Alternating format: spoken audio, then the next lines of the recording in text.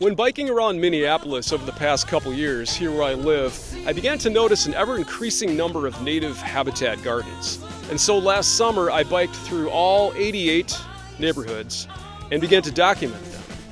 And to my surprise, I found native habitat gardens not only in all 88 neighborhoods, but on most residential blocks. And I think this is an important story to tell, because to me, it describes a cultural shift away from a society that once championed environmental exploitation and towards a culture that demonstrates it values a connection with the wild. And to accompany this story, I wrote a song I call Animacy for All the Wild. It's a song inspired by what I understand to be an indigenous way of speaking and interacting with all that is wild: the earth, the stone, the trees, the water, the land. Here is Dakota Elder Chris Matonunpa on the language of animacy. When we say Unchi Maka, we're talking about our grandmother.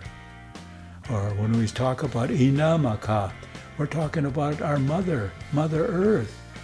We are actually related to the earth, and probably deeper than in the human way, because it's spiritual.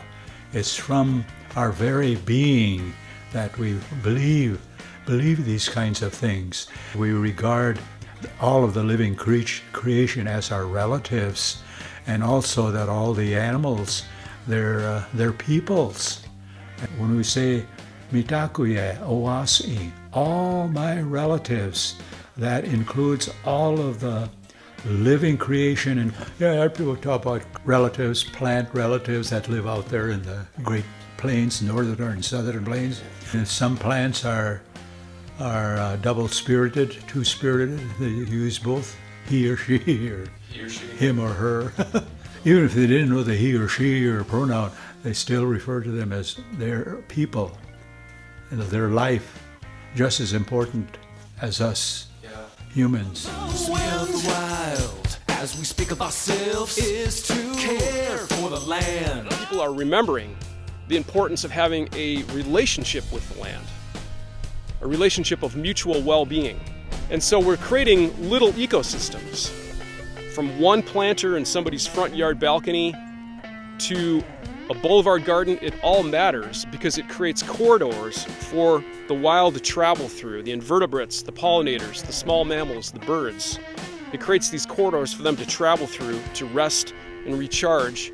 As I teach the kids, when they're planting, they'll do that and they'll pat it, and then they'll say, "Go, grow big."